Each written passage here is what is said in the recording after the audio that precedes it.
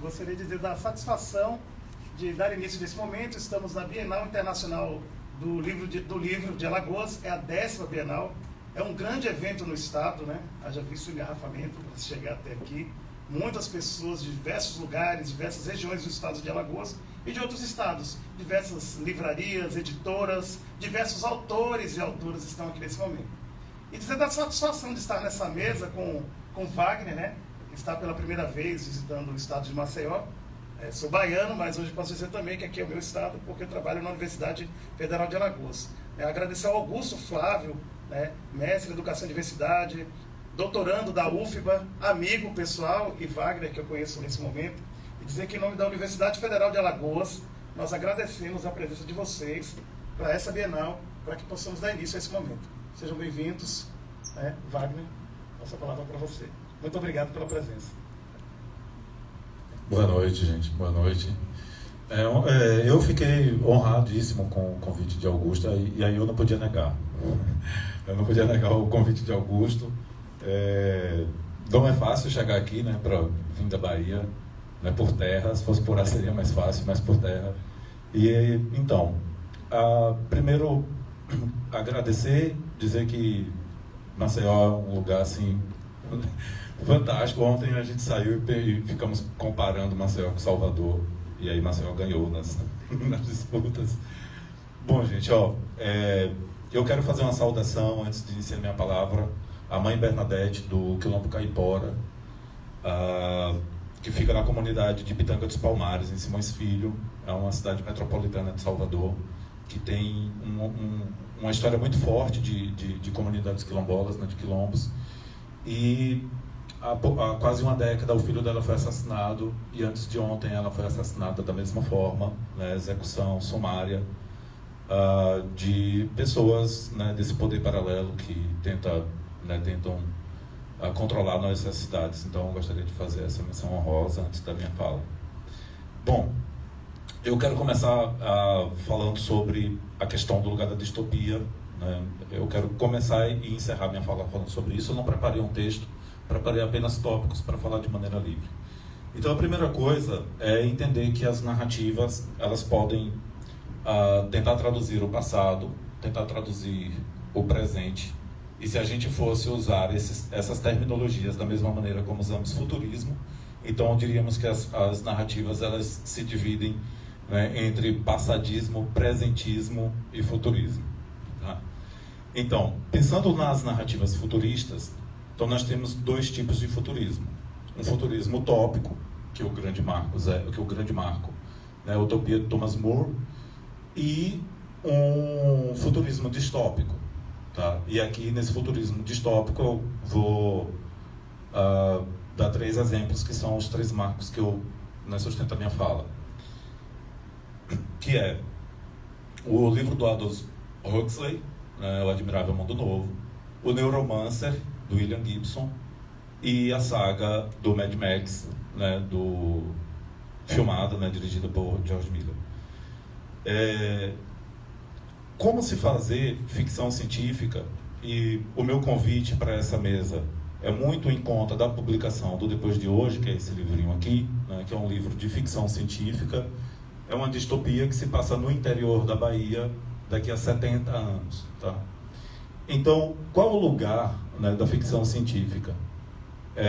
Hoje, a presença da ciência para a literatura, ela é muito diferente do que na época do Thomas More. Então, se a narrativa literária ela se pretende totalmente ficcional, sem, né, grandes amarras ao presente, então podemos dizer que há uma liberdade de criação de universos.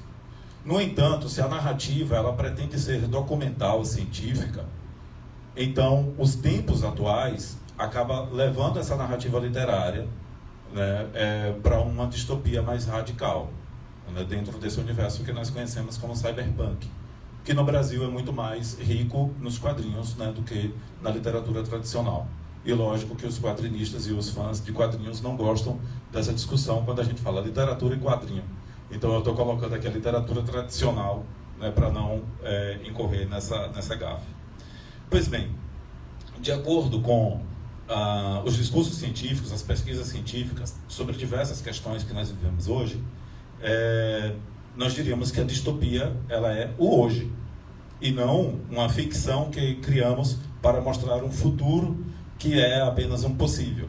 Não, na verdade, eu vou pegar um exemplo aqui para dizer que a distopia é hoje. Nós temos, no universo das distopias,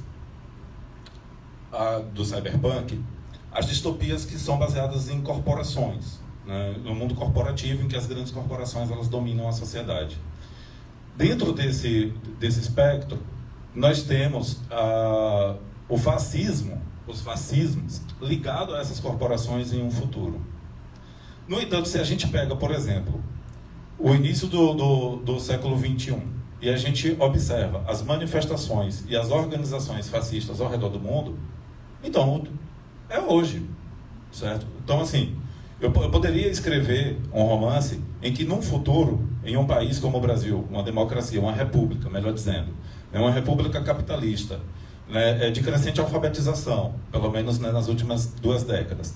Se a gente imagina esse país no futuro, em que um secretário de cultura, um secretário nacional de cultura resolve fazer uma comunicação para a nação, e simplesmente o cara se apropria do discurso do ministro da propaganda e cultura do Hitler, sabe? Simplesmente o cara remonta o set, remonta a fala, né, a pose. Então simplesmente o cara é a reencarnação do Goebbels. Bom, você assistindo isso na televisão, sem qualquer alarde, a não ser o da oposição política e o do jornalismo político, sem o alarde daquele elemento principal da política do Estado, que seria o povo, então a gente já está vivendo uma distopia. A gente já está vivendo o fascismo e a gente já está vivendo, né, hoje a gente está vivendo em que um sujeito que concentra meios de comunicação, né, que concentra sites de entretenimento e informação, esse sujeito que é bilionário, trilionário, não sei a ordem, né, da soma, mas esse sujeito, ele vai fazer uma live em que ele faz uma luta de boxe contra outro concorrente. Então a gente já está vivendo distopia. Distopia não é o amanhã. Na verdade, a distopia é o hoje. Então o lugar da distopia no século XXI, no meu entender, é de dar um choque. Tá? Colocando na minha área de historiador, aquele velho ditado, a história está aqui para lembrar o que a sociedade quer esquecer. Então eu acredito que a distopia, né, no século XXI estaria muito mais nesse sentido. Eu quero falar agora sobre o sujeito pós-moderno, né, o sujeito pós-utópico. Sabe?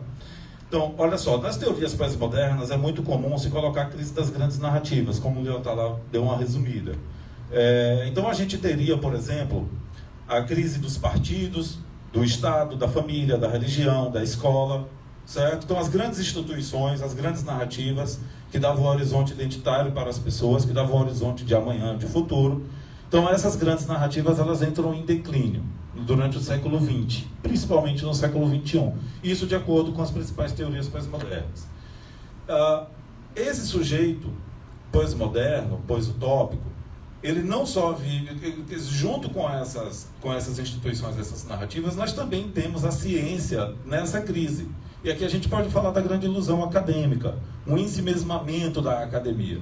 É muito comum, quando a gente entra na academia, a gente passar a olhar para o mundo do lugar da academia. E engraçado que nós, como pobres, vivendo em um país, né, subdesenvolvido ou em desenvolvimento, em periferias, né, nordestinos como somos, é muito interessante observar essa mudança de discurso a partir da entrada do ingresso na academia. Então nós costumamos, e há uma forte positividade, tá, dentro das teorias sociais, da área de letras, da área de história, há uma grande positividade ao olhar para o futuro. Tá? Mas por que essa positividade? Porque você tem uma massa de pobres adentrando nas universidades nos últimos 20 anos no Brasil, e essa massa de pobres, a par do conhecimento adquirido ou produzido dentro da universidade, pode olhar o seu lugar social com mais criticidade, em tese. Certo? Porque na maioria dos casos não é exatamente o que acontece. Esse sujeito, ele pode, com um diploma universitário, adentrar para uma classe média baixa, sair da sua comunidade e passar a olhar para os movimentos sociais da mesma forma como olhava o movimento epistemológico dentro da universidade. está se pesquisando a beça sobre indígenas, sobre mulheres, sobre os grupos minoritários, os grupos mais sofridos. No entanto, essa identidade de grupo sofrido, ela não é tão sistemática como ela se dá dentro da epistemologia acadêmica. Então a gente acaba carregando um otimismo que é de dentro da universidade e acaba projetando ele para aquilo que foi chamado, né, do Brasil profundo. No Brasil profundo é diferente, e a gente sabe, nós temos uma memória. Nós que somos pobres e entramos na universidade, a gente sabe que nossas comunidades não mudaram tanto assim. Na verdade, poderia-se dizer, mudou tecnologicamente, mudou na condição financeira um pouquinho, por conta dos programas de assistência social. No entanto, a estrutura continua a mesma. Os números, na verdade, são piores, a respeito, por exemplo, do morticínio da população negra, de jovens negros. Pois bem, não só a ciência ela passa por essa crise, como também o principal discurso contra-hegemônico que foi criado durante o século XIX, que era o discurso, né, que nós teríamos uma tomada de consciência dos trabalhadores explorados e eles encabeçariam uma revolução, uma tomada de poder, uma mudança de poder pelas classes, de classe. Ora, esse sujeito, ele não tem condições atuais de fazer um empreendimento desse. Nós sabemos, há uma frase que se diz que os sujeitos estarão tão dependentes do sistema que passarão a defendê-los, não é? Então, nós agora estamos no momento de fãs dos caras que controlam o capital do entretenimento. Então, os caras agora, eles não só dominam a indústria cultural, como eles também criaram um legado de fãs. Então, as pessoas estão discutindo por esses caras, as pessoas pobres, né? Qual é o objeto da propaganda? É a mente do sujeito. Nós somos a mercadoria. Nossa força de trabalho, nosso poder de consumo, nossa atenção à publicidade. E nós somos as mesmas pessoas que consumimos também os sujeitos que nos exploram. Eles se passaram a ícones da cultura de massa. Tá? Então, esse sujeito, e durante, né, do século XIX para cá, nós temos diversos conceitos para tratar da crise existencial, para usar aqui o termo do existencialismo, mas eu poderia tratar desde a anomia lá do Durkheim até descentramento, até, sei lá, sabe? São vários sujeitos para tratar de um único sintoma, que é, como Freud disse, esse mal-estar do sujeito moderno, certo? Esse mal-estar. Ora, se as grandes narrativas elas perdem, né, essa hegemonia, elas entram em crise, então aqueles sujeitos agora, eles não há mais uma adesão de classe, não há mais essa adesão. Tanto é que você pode observar o papel dos sindicatos, das associações trabalhistas no nosso mundo hoje, depois que vários direitos trabalhistas foram conquistados. Qual é o crédito dessas instituições perante ao grosso da sociedade, perante as massas? Ora, um grande ícone de cultura de massa, ele tem muito mais poder de influência do que essas organizações de trabalhadores. Então, o foco das lutas, ele caiu para a luta por direitos e inclusão para as identidades minoritárias. Então, as identidades minoritárias viraram nichos de orientação cognitiva, de orientação subjetiva. No entanto, como se trata de identidade, não se pode esperar que esses grupos minoritários eles sejam sólidos, eles sejam harmônicos. Ou seja, eles são grupos também de crise. Tá? Basta você pensar assim, beleza, eu quero o meu lugar, eu quero a minha inclusão, meu respeito, minha consideração, meu reconhecimento por ser, não sei, vamos pensar, por ser negro. Ok, aí você está dentro do movimento negro. Mas dentro do movimento negro, você também vai ter lutas identitárias ali dentro. Tá? Eu sou um negro do Nordeste, eu sou um negro analfabeto, eu sou um negro desempregado, eu sou um negro mulher, eu sou um negro gay. Entendem? Então, quer dizer, essa orientação cognitiva não será dada por esses grupos. Muito embora esses grupos sejam fundamentais para a articulação de movimento de classe. As coisas aqui não estão claras ainda para os movimentos. Porque não existe possibilidade nenhuma de transformação se você não aliar a questão da identidade à questão de classe. E se você não aliar a questão de classe à questão identitária. Bom, olha só. A respeito de como as distopias colocam isso, eu quero dizer que existe o cyberpunk, né, que eu coloquei aqui o Neuromancer, né, do William Gibson como principal. Mas observem bem. Existe uma outra literatura que é chamada de solarpunk. Ou seja, você tem vários problemas, e o Depois de Hoje está incluso nisso, vários problemas resolvidos, vários problemas sociais, políticos resolvidos, beleza? Mas existe um probleminha, que é um detalhe, mas que é a grande questão, a grande chave da questão toda.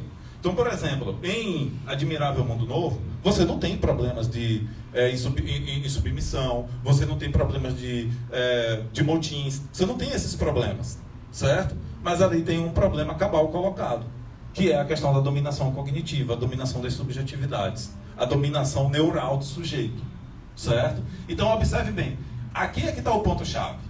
Por quê? A gente imagina que está tudo bem. Nós somos levados a crer que está tudo bem. E é preciso pensar o seguinte: por que somos levados a crer que está tudo bem? Isso aqui. Se os problemas sociais estiverem aqui, basta um clique para que a gente esteja engajado. Basta um clique. E muita gente imaginou que esse clique levaria a movimentos sociais. Ah, mas teve a primavera árabe e tal. Não. Não. Porque eu vou dizer uma coisa para vocês. Lá na década de 70 teve um cara que disse que o meio era a mensagem. Né? McLuhan, né? Marshall McLuhan. Ele disse que o meio era a mensagem. Observem bem uma coisa. Não importa o conteúdo revolucionário no meio. A gente está sentado. A gente está passando o dedo. Sabe? A gente está igual os gatinhos correndo atrás de laser. Nós estamos entretidos. Seja na televisão, seja no celular, seja na Netflix, seja no Facebook, no Instagram, não importa. E não importa o conteúdo revolucionário aqui dentro, você já não tem mais assimilação desses conteúdos. Tá? Bom, quais são as projeções científicas do século XXI? Eu quero agora ser um pouco pessimista, porque o pessimista de ontem é o realista de hoje. Então, observem bem uma coisa. Quando eu fui escrever esse livro aqui, junto com o Augusto, ele foi mais de projeção, eu fui mais de pesquisa. Então, eu fui atrás das pesquisas de projeções científicas. Não tem nenhuma otimista. Vejam bem, qual é a projeção econômica? Não é mais uma projeção, é a realidade. O capitalismo venceu em todos os continentes do globo. Ok? Vitória total. Não é o que Fukuyama disse lá na década de 70, o fim da história. Não é o fim da história. Mas é a vitória total do capital. Tá? Como o Perry Anderson colocou aí, eu acho que em 2000, não lembro bem o ano do livro. Então, e a gente já sabe como é que o capital funciona. A gente já sabe como é que é a reificação humana, a coisificação do humano, a mercantilização de toda a força produtiva do humano, a gente já sabe, certo? E aquilo que eu disse, o ideal é que a gente se sinta bem, que a gente se sinta confortável. Confortável em 1 dia e meio de folga, porque a maioria das pessoas trabalham de segunda pela manhã até sábado meio-dia. Então, se a gente ficar confortável do sábado meio-dia até segunda-feira pela manhã, está tudo certo. Não existe problema grave. Mas vamos para as projeções. Clima. Qual é a projeção do clima? Aquecimento global. Elevação de temperatura. Até 2030, 1 grau, que a gente já está sentindo. Até 2050, mais 1,5 graus. Tá bom. Né? Vamos lá. Projeção dos oceanos. Vida marinha em queda, plástico e microplástico em oceano, né? E alagamento de litorais. Quais são a projeção de água potável? Diminuição drástica da quantidade de água potável no mundo. Quais são a projeção da agricultura? Desertificação, perda de fauna e flora, perda de terras agricultáveis, diminuição da oferta de alimentos agrícolas. Certo? Quais são as projeções de robótica e inteligência artificial? Para quem leu o Harari sabe muito bem que a principal preocupação dele era o lugar do humano dentro do mundo da inteligência artificial e robótica. Ou seja, nós precisamos ter a criatividade apressada de conseguir realocar as pessoas no mercado de trabalho com a presença de inteligência artificial e robótica. E nós não estamos tendo essa pressa e nem essa criatividade toda no momento. Certo? Então é claro que a gente vai correr atrás. Primeiro você vai ter uma massa de desempregados para depois você pensar em como contornar a situação. E quando é que vai acontecer isso? Já está acontecendo. Já está acontecendo. Ou vocês não percebem a mecanização, tanto da produção agrícola, quanto da produção urbana, as indústrias de carro, por exemplo. O que nós temos mais? Nós temos uma séria projeção de empobrecimento e fome. Aumento da fome no mundo, principal doença para a Organização Mundial da Saúde. Certo? Beleza. Quais são as projeções geopolíticas? Guerras por terras agricultáveis, guerras por bacias hidrográficas, guerras por petróleo. Ou vocês estão pensando que é uma guerra ideológica entre Rússia e Ucrânia? Não tem nada de ideologia. Ali tem que pegar a terra agricultável, pegar a usina de energia nuclear, é isso que tem. E quem é que é pai da guerra? Pai da guerra é a indústria bélica. Quem é que está ganhando? O pessoal pensa que é o socialismo. Que socialismo? A Rússia é socialista? Não me disseram. Eu esqueci, então. Certo? Então, assim, o Putin está cercado por quem? Não é? Está cercado por quem? Certo? Então, assim, aquela guerra não é nem do Putin e nem do presidente da Ucrânia. Aquela guerra da Inglaterra, dos Estados Unidos, de quem produz armas. De quem produz colete, de quem produz bala, de quem produz comida para os soldados. É de quem é aquela guerra. Como é todas as guerras no mundo capitalista. Aí tem gente que está achando que é ideológico.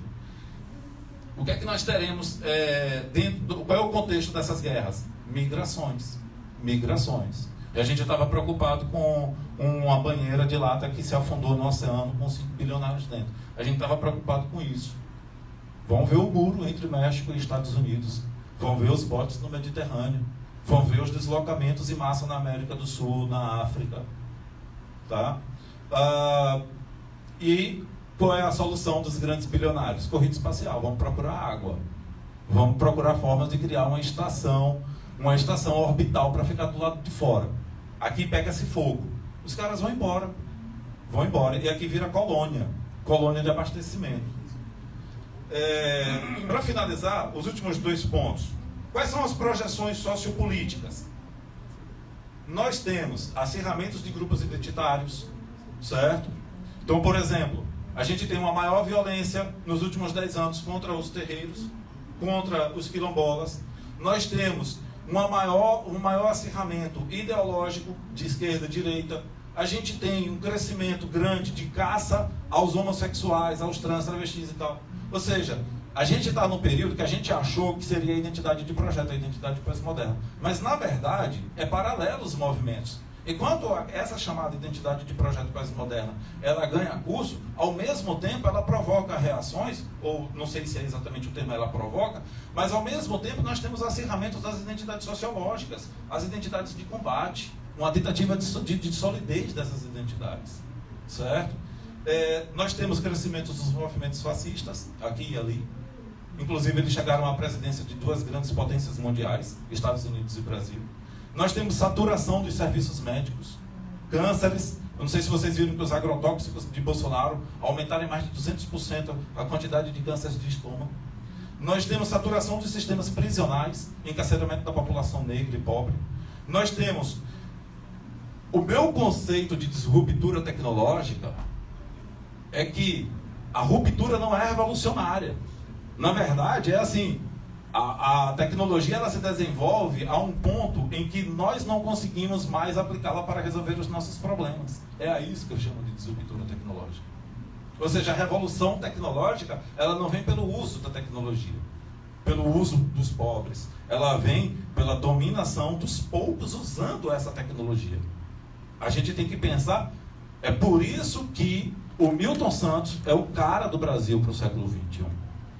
Tá? Por conta das proposições de uso o Cancline para a América Latina. Certo? Nós temos colonização, tanto mental quanto física, das Big Datas. Eu falei nisso. Agora, o que há de resistência? O que há de resistência? Eu coloco as cooperativas como um terreno fértil para a resistência. Principalmente da agricultura familiar. Principalmente, mas não só aí. Né? Na indústria cultural a gente pode pensar em cooperativa, nas indústrias fabril, enfim. Tá? Nós temos outro segundo ponto de resistência, que são os coletivos suprapartidários de mulheres LGBT que surgiram nas últimas eleições, não exatamente nas últimas, mas ganharam um impulso grande nas últimas, e essa, na verdade, para mim, é a grande verve de resistência que nós temos no Brasil hoje. Os grupos, os coletivos suprapartidários, tá? E a ascensão política dos indígenas na política institucional. Por que eu digo isso? Porque o homem branco tem 4.000 anos que fez o mundo. O mundo do homem branco deu super certo, porque a gente não pode imaginar que o capitalismo deu errado. O capitalismo deu certo. O problema é esse, é que ele deu certo.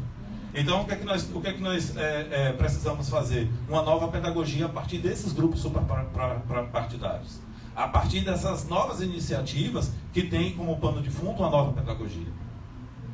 Nós temos, com esses grupos dentro da política institucional, a gente pode ter uma mudança significativa nas leis que regem o país. Se não for pelas leis, é pela Revolução Armada. E aí eu me pergunto se há contexto para a Revolução Armada.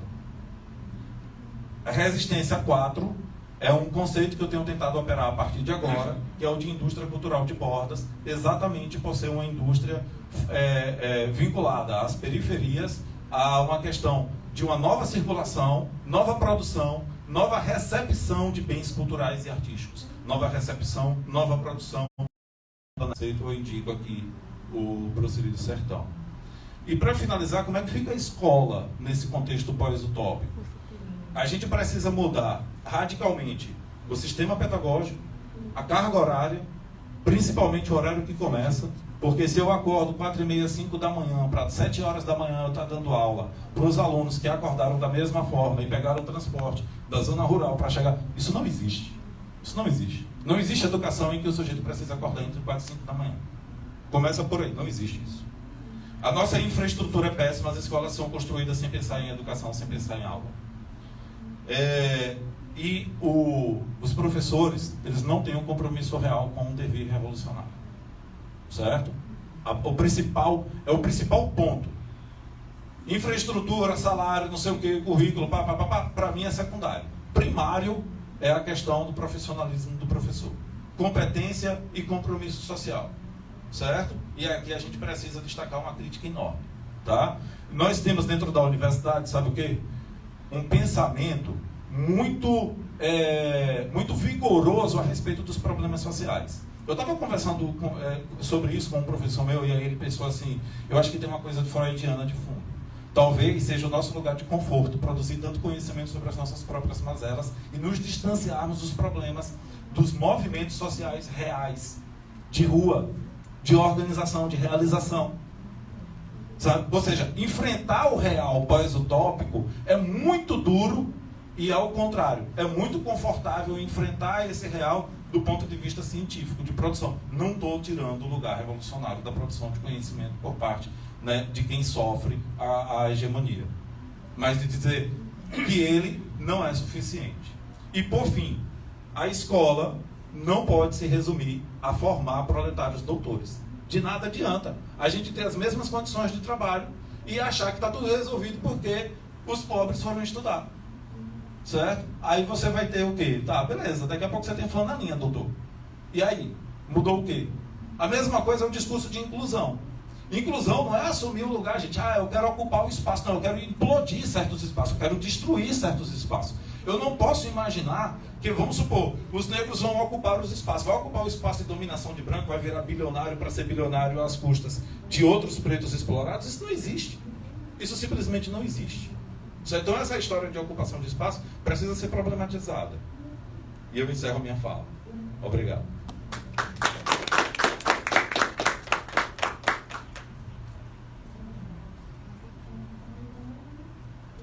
Obrigado, Wagner. Belíssima fala, muitas proposições para a gente pensar e discutir ao final. Eu queria convidar agora o professor Augusto Flávio, mestre em Educação e Diversidade, e vai falar sobre transmedialidade. Augusto, muito obrigado por estar presente na Bienal, em nome da Universidade Federal de Alagoas. Eu que agradeço a recepção da proposta, o convite, enfim. Eu vou fazer um background antes de chegar propriamente em transmedialidade, para situar a transmedialidade dentro disso que seria que se fosse possível isolar um determinado país da África subsaariana, o Congo ou a própria África do Sul, se fosse possível isolar no tempo, será que o processo de desenvolvimento tecnológico dessa comunidade, em algum momento apareceria uma nave mesmo? Será que apareceria armas de raio e coisas desse tipo? Será que seria uma armadura de um pantera, de fato? Ou será que essas tecnologias não são pré-configuradas ou pré-idealizadas pelo Ocidente? Entende o que eu quero dizer? Então, de fato, dentro dos quadrinhos se trabalha entre uma fronteira do que seria o tradicional e o tecnológico, mas a partir de um ponto de vista ocidental e não de uma perspectiva das próprias comunidades. E aí seria isso a cosmotécnica, ou seja, uma tecnologia desenvolvida a partir da perspectiva tecnológica desses próprios povos. Adiante.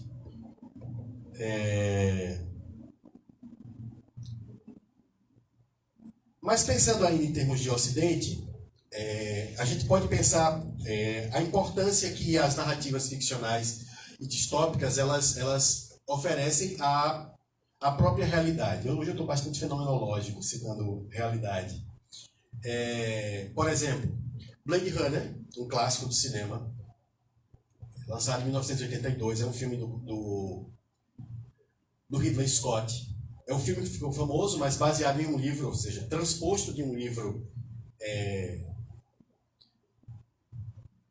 de ficção científica, que não tem esse nome propriamente, mas o mais famoso ficou a obra audiovisual. Recebeu de uma sociedade científica inglesa uma premiação como a obra de ficção, a obra cinematográfica que mais teve tecnologias que foram transpostas para a atualidade.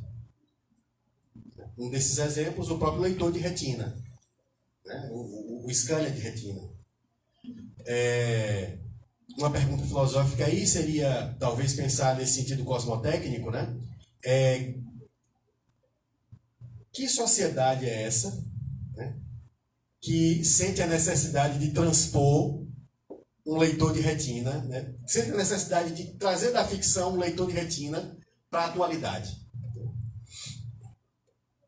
Então, isso só complementa ou suplementa o que Wagner vinha dizendo, que a distopia ela não é propriamente uma realidade futura inalcançável, né? Ela pode ser hoje, ela pode se atualizar a qualquer instante.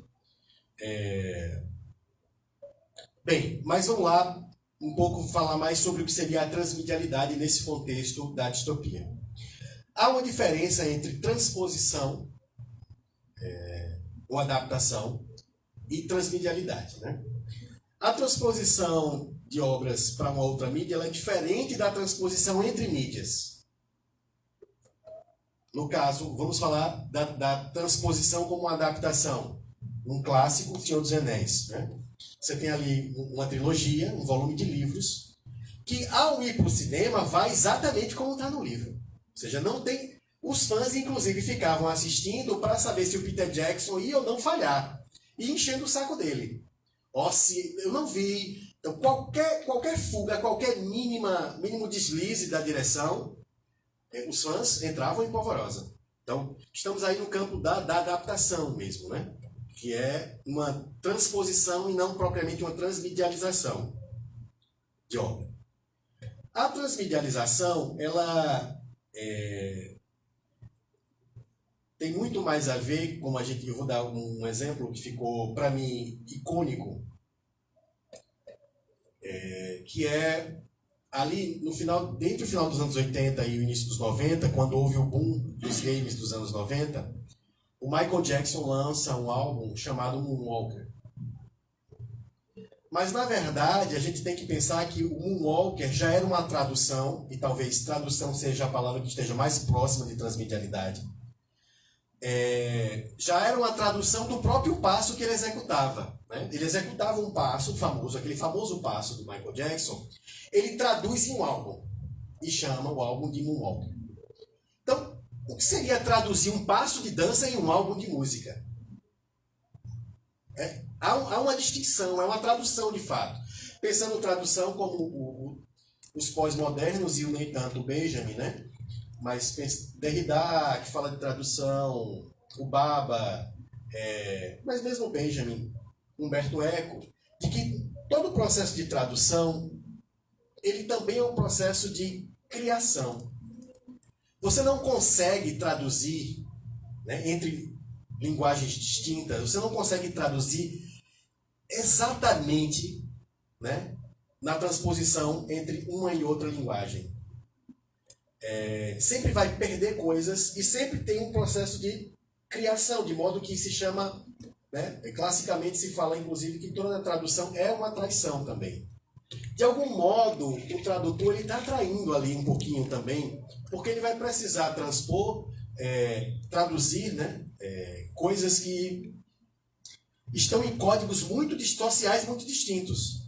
Eu estava vendo recentemente e tenho tentado acompanhar isso, a tradução de Grande Sertão Veredas para o inglês. Já se tentou 3 vezes fazer isso com insucessos. A última, uma tradutora australiana, já tem alguns anos que ela está pelejando com isso. Eu ainda não vi que ela desistiu, mas ela ainda não chegou ao fim da tradução. Então, imagina traduzir Grande Sertão Veredas. Em parte ali, é porque o processo de criação de entre a língua portuguesa, que já não é o português originário, né, de Grande Sertão Veredas, para a língua inglesa, ela precisa de um pouco de criação mesmo. Né?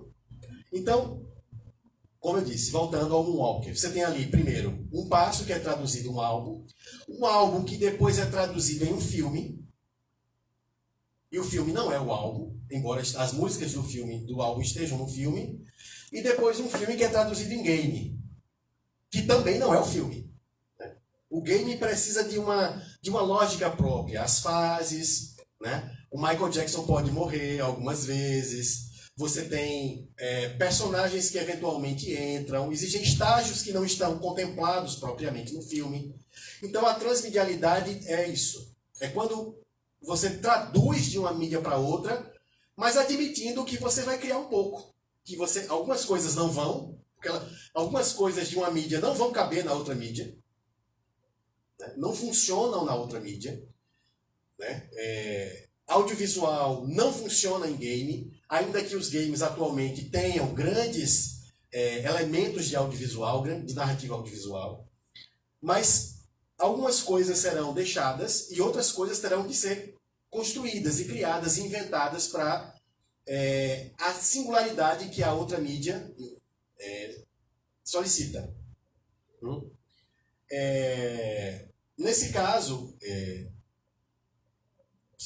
exatamente, Sonho Robô. Olha, Jorge, hoje ele está incrível. Então, Sonho Robô foi um quadrinho que eu lancei justamente com essa proposta de transmedialidade. É bom se dizer que foi um quadrinho feito com recursos do Fundo de Cultura, né, da Bahia. E por que a transmídia? Porque, na verdade, esse quadrinho foi feito para lançar o álbum da minha banda. Tinha uma banda que se chama Órbita Mobile, e precisava lançar um álbum tendo o CD já não adiantado mais. Quer dizer, eu lancei em 2017. Em 2017 o CD nada mais significava. Ninguém usa mais CD hoje, mas já não usava em 2017. Né? As pessoas, basicamente MP3, que tanto pode estar com suporte como pendrive, e de fato, nos últimos 5 anos, a forte ascensão dos serviços de streaming. Né? Sendo o Spotify o icônico deles, mas o YouTube, mesmo antes, já havia começado essa cultura de ouvir música pelo streaming, né? Ouvir música diretamente da internet. Então, fazer um CD para distribuir já não funcionava mais, porque é aquela coisa, você dava um CD na mão da pessoa, a pessoa diz, até assina aqui qualquer coisa, mas chegava em casa e não jogava fora, ele ia procurar na internet. Para evitar esse tipo de... Eu resolvi então criar um suporte, uma mídia, em que a música pudesse estar, você pudesse acessar a música a partir dessa outra mídia, mas você não pudesse jogar fora, tivesse que guardar ela. E aí pensei no quadrinho, em parte porque o quadrinho e ficção científica tem uma relação muito íntima, né? desde sempre. Muitos dos roteiros mais icônicos de heróis têm muita interferência, se não são assumidamente ficção científica, tem muita interferência da narrativa ficcional com ciência. Então, Eu vou passar algumas páginas aqui. Eu fiz o roteiro do quadrinho, não os desenhos. Os desenhos é de um artista que hoje está, na época estava em Cachoeira, hoje está em São Paulo, Caparróis. Esse é o meu primeiro quadrinho e é o primeiro quadrinho dele também. Ele foi o desenhista que topou pelo recurso que eu tinha na época. Então foi a primeira vez que ele fez um quadrinho e essa foi a primeira vez que eu roteirizei um quadrinho. Qual é, basicamente, a narrativa ficcional aí?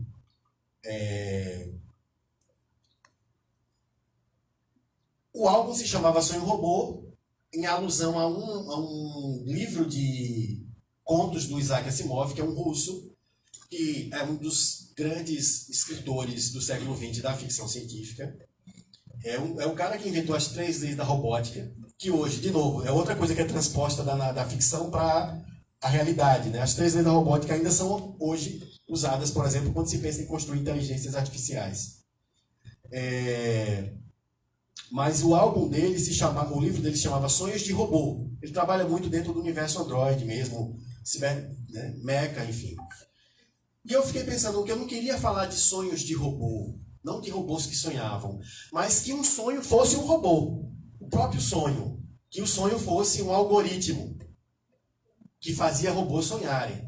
E eu coloquei o nome desse algoritmo de Aquasca. Aí há uma ambivalência, uma fronteira, um fronteiramento com ayahuasca, né? Seria um fronteiramento cosmotécnico. Mas isso aqui é uma sigla que é de Algoritmo Quântico de Subjetivação de Consciências Artificiais.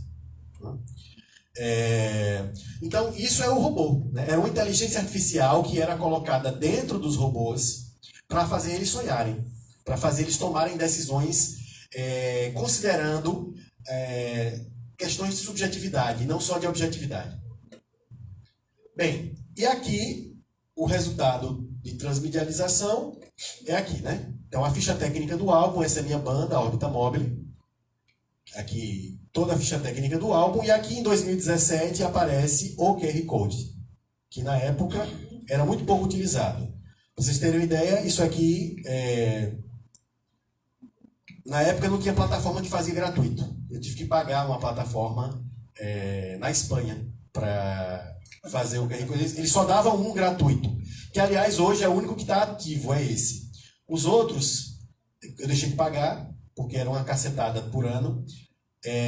Então logo depois, assim, quando eu fui lançar o livro, um ano depois já se fazia isso gratuitamente.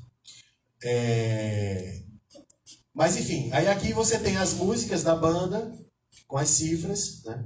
Então é um pouco a Manac também, né? Pensar nessa transposição da mídia mesmo, ou seja, era um álbum que tinha um universo ficcional. O álbum não conta a história do que está no quadrinho, né? O álbum eu constituí um universo ficcional em que essas músicas e letras cabiam e inventei uma história de quadrinhos para poder vender e suportar as músicas, né? Então, essa é a relação transmediática.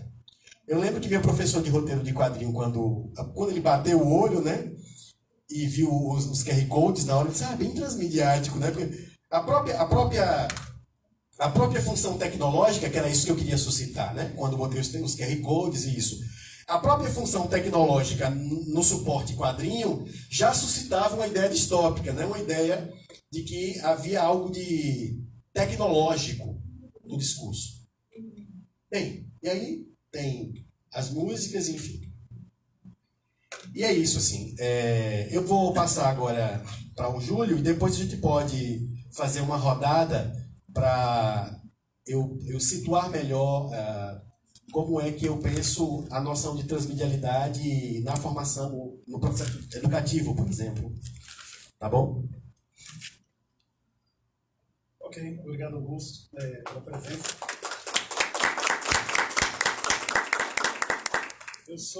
Meu nome é Júlio Bispo, eu sou professor da UFAL, do campus Arapiraca, né? E é um prazer estar aqui com vocês, agradecer a presença de cada um de vocês. E estou aqui para falar sobre pós-utopia, né? Sobre formação, sobre esse lugar. Falar também sobre currículo, né? Acho muito bom quando você quando você pensa, Wagner, é o lugar do currículo, e talvez a gente ressignificar esses lugares para a gente pensar. Como a gente pode discutir a questão das utopias, das distopias, a pós-utopia, da transmedialidade, eu rolo a palavra, dentro desse processo de pensar a educação. E no título a gente fala sobre formação de professores, o lugar desse professor, né? Eu acho que o Wagner foi trazendo aí a questão do lugar da universidade, do academicismo, né? Do discurso da universidade que muitas vezes se distancia das demandas das práticas. O Wagner falava, eu ficava lembrando do Stefan Ball, no livro Ciclo de Políticas Públicas, né, que ele fala do contexto dos textos e das práticas. Né? Como muitas vezes a universidade se centra no contexto dos textos teóricos, acadêmicos, né, que se propõem a pensar as práticas e que por vezes alimentam essas práticas, mas que por vezes também essa universidade centrada nos textos teóricos se afasta do contexto das práticas. Talvez a ideia de ciclo, talvez ciclo não seja a melhor metáfora, eu fico pensando uma outra, mas partindo do Stefan Ball eu continuo ainda com ciclo, mas tenho tentado propor uma outra imagem, né? Que não fosse só do ciclo, porque ainda dá não é linear, mas dá a ideia de ciclo fechado. Talvez fossem muitos ciclos, porque ele vai dizendo, olha, as referências teóricas, elas aterrissam na escola, e quando elas aterrissam na escola, quando elas aterrissam nas práticas, né? Elas, por si só, elas impactam, implicam, movimentam as práticas. E quando movimentam as práticas, a partir dessas referências, e com essas referências, nós pensamos coisas.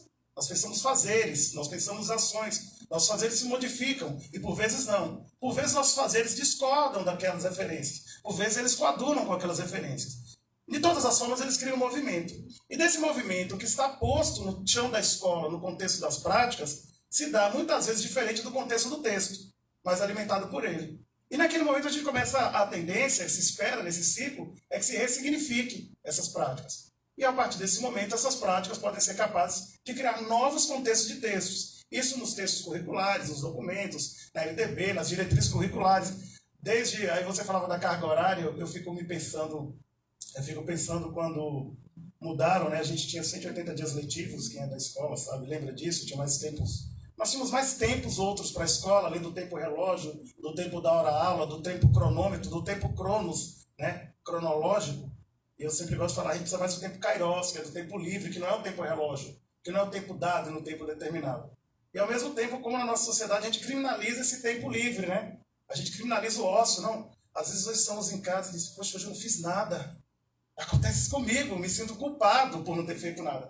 Parece que o fato de você estar parado, debruçado sobre uma rede, está dado ao pensar. E aí eu gosto do conceito de praxis, que é dessa relação teoria e prática, né? Vem do Bal, eu estou indo para a praxis. E aí no materialismo histórico dialético, o Karol Kozig fala muito sobre o conceito de praxis tramado no labor. Mas quando você vai lá para a Grécia Antiga, na origem da palavra práxis, que é de atua o pensamento, e esse ato de atuar o pensamento era dado apenas aos homens livres.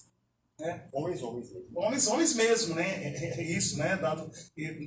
É próprio do espírito daquele tempo. Homens mesmo e livres. Porque o escravo ficava dedicado ao labor. Veja essa radical separação entre o pensar e o fazer. E talvez que a gente esteja nessa discussão sobre pós-utopia e sobre utopia, se a gente trazer isso para o campo do agora, para o tempo do fazer.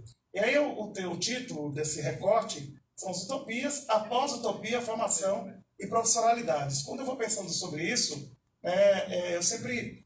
E aí o Wagner veio trazendo muito sobre a secção da distopia, sobre esse futuro por vir. Então, o que esperamos do mundo? Qual futuro ou futuros por vir? Toda essa discussão ela surge de uma tese eu defendi em novembro, né? E eu lembro que o professor Guilherme, da Universidade Federal do Rio de Janeiro, falava assim, Júlio, mas você fala muito de esperança. O que tanto você espera? Né? Aí eu me lembro da música do Chico, né? Esperando o trem, esperando a morte, esperando a sorte, né? Esperando voltar por norte, e a mulher de Pedro esperando o filho para esperar também, né? O Pedro Pedreiro. Talvez o movimento nosso no mundo seja mesmo esse de espera. Agora a gente precisa pensar que tipo de espera? É uma espera ingênua, uma espera qualquer, que acredita que o mundo será melhor a detrimento de qualquer coisa? Ou uma espera ativa, uma espera que acredita que o mundo pode ser melhor, que ele não pode ser o melhor que se espera, que ele não vai ser o melhor idealizado? E eu gosto do Emile Cioran, né, quando ele fala uma crítica, história e utopia, ele faz uma crítica à utopia, porque diz que a utopia é sempre imaginar um mundo amanhã melhor. Mas esse mundo sempre desaba, esse melhor sempre desaba, porque o campo do ideal, que é do campo do imaginário, de mundos ideais, do paraíso, e aí quando a gente pensa o paraíso da Bíblia Sagrada, a todos os outros paraísos que foram criados a partir da Bíblia Sagrada, a todos os outros territórios ideais, a todos os outros universos imaginários, todo outro mundo feliz, né? A própria, se a gente olha do iluminismo para cá, né? A ascensão do humanismo, a ideia que nós teríamos, e eu, como adolescente que fui há muitos anos atrás, eu esperava que chegaríamos a um ponto em que nós seríamos pessoas mais humanas, mais solidárias, nós teríamos menos misoginia, menos preconceito, menos racismo, menos homofobia. E, né, esses discursos voltam, os grupos neonazistas, que são 328, se não me engano, eu esqueci o nome da pesquisadora, né, que ela fez um mapeamento na Deep Web, a quantidade de grupos neonazistas organizados em várias partes do Brasil, inclusive no Nordeste, nos muitos estados do Nordeste. A gente pensou que esses pensamentos que afastam o outro, que diminuem o outro, que criam estratificações, né, que esses pensamentos estariam esmaecidos nesse tempo presente. Mas talvez o futuro e o presente tenham essa relação mesmo, né, desse mundo que desaba. O mundo talvez pareça melhor se olharmos para trás e todos os problemas que tem. Mas quando a gente olha para frente, o mundo que virá parece um mundo pior. E é isso que o Wagner vai falando do distópico. E talvez a proposição seja do lugar onde a gente estabelece as utopias. Né? Em que tempo a gente estabelece as utopias? E aí, quando eu estou falando sobre essas coisas, algumas imagens vêm à tona. Né? Quando a gente fala de utopia, aí tem o Gregor Cleis, é um livro bem interessante das editoras Sesc, que está até aqui no evento. Ele fala assim, a história de uma ideia.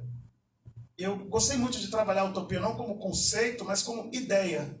E eu vou dizer de uma ideia persistente, né? Talvez uma ideia inerente própria à condição humana, que é de sonhar. Quando o mundo está ruim, no tempo da pandemia, que foi inacreditável no mundo, né? O inesperado. Embora as pesquisas científicas anunciavam que uma pandemia poderia acontecer, e há outros indícios que outras pandemias talvez ainda aconteçam esse século, né? E, bem, a gente não sabe em que momento uma bactéria, um vírus vai dar um salto, né, para sobreviver, porque a gente continua desmatando, a gente continua extinguindo espécies, vírus e bactérias procuram sobreviver e eles saltam para uma nova espécie. E foi isso que aconteceu. A gente não sabe em que momento eles vão dar um novo salto, que o nosso corpo não reconhece. E aí teremos uma nova epidemia ou, quiçá, pandemia.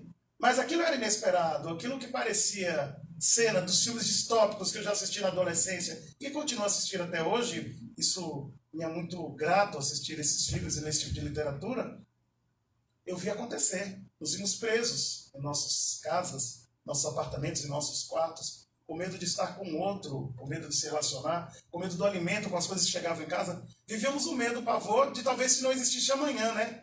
E parecia que o mundo desabava e que amanhã não existia mais. Mas foi esse medo, ao mesmo tempo essa insegurança, essa incerteza, que fez que uma corrida, e o capital também, né, que uma corrida sem igual nunca vista antes, para a cura de uma doença em um tempo recorde, né? Ou seja, a produção de uma vacina normalmente leva 20 anos para chegar. Então, em tempo recorde, conseguimos a produção de uma vacina que foi capaz de voltarmos a essa nossa normalidade, que alguns insistiram de chamar novo normal, mas eu tenho dificuldade com esse termo, né? Eu acho que não seria um novo normal, é um outro normal, talvez. Mas esse espírito da ideia, essa imagem é uma reprodução da gruta de Lascaux, né? Eu sempre embrulho a palavra com esse nome, em francês, de 17 mil anos.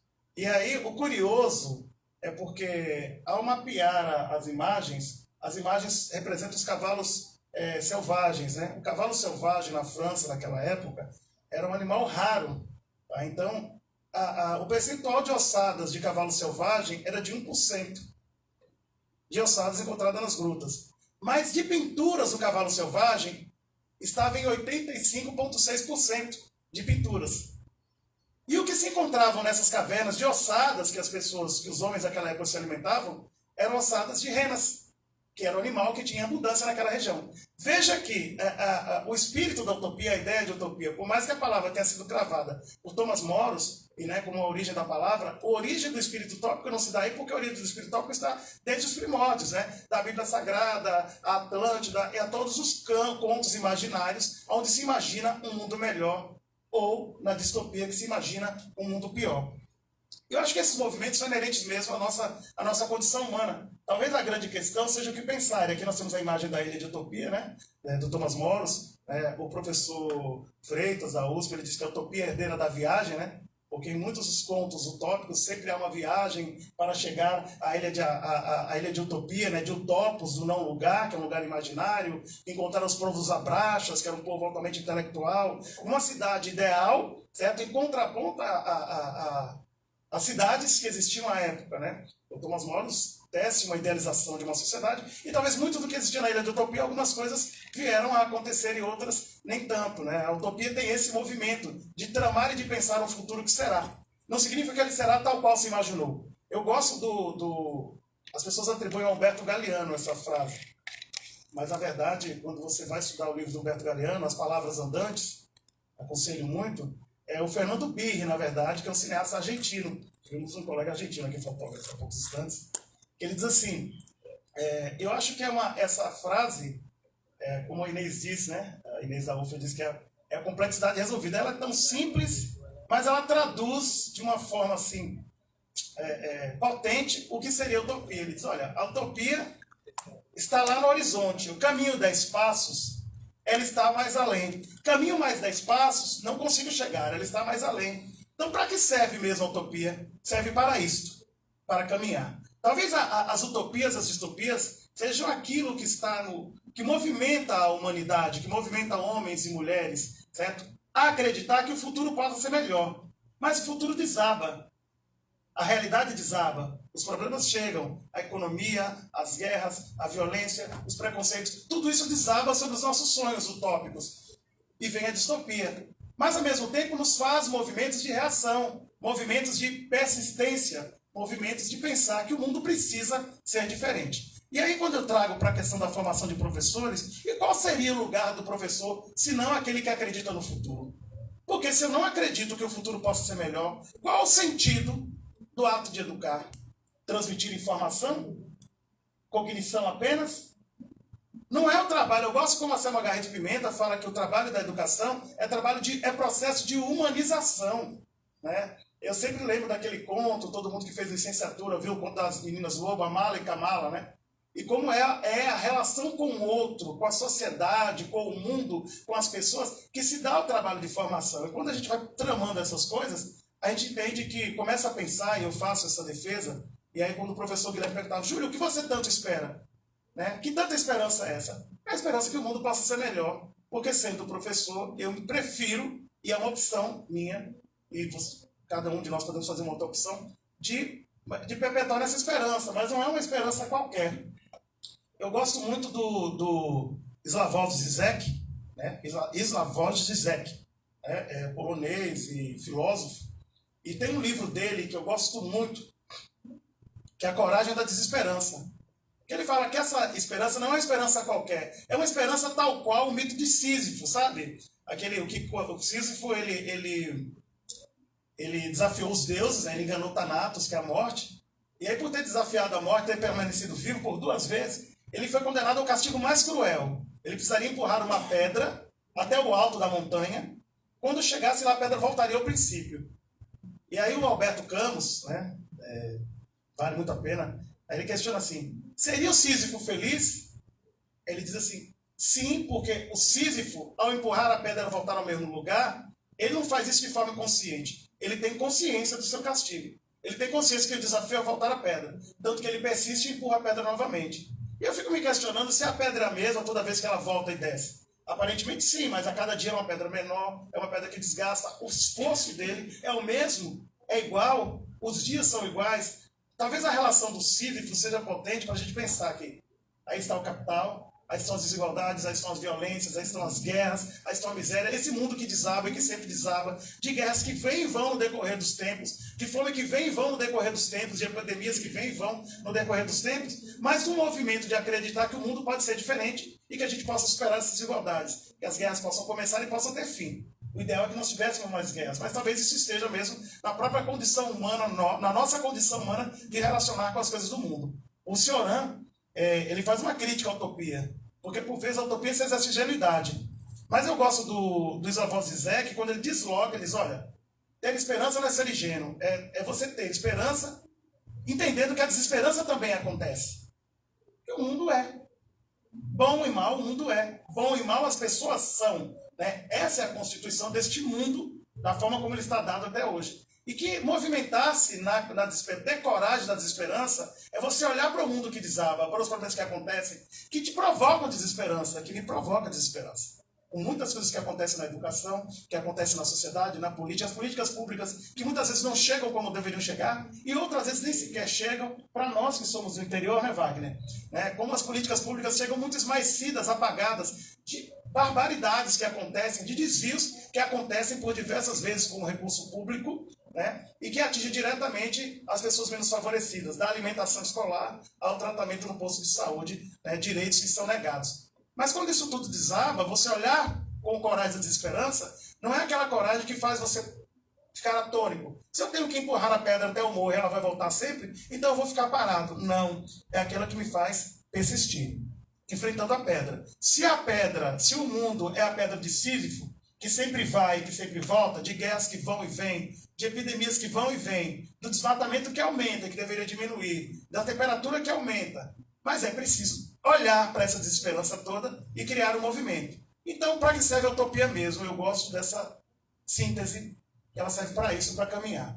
E aí, indo à frente, eu gosto desse poema, das 3 epifanias triviais, e talvez fale um pouco desse niilismo, desse mundo que desaba, desse mundo que a gente vai falar que é pós-moderno, das estruturas que se rompem, e pode não ser pós-moderno, mas eu faço essa leitura.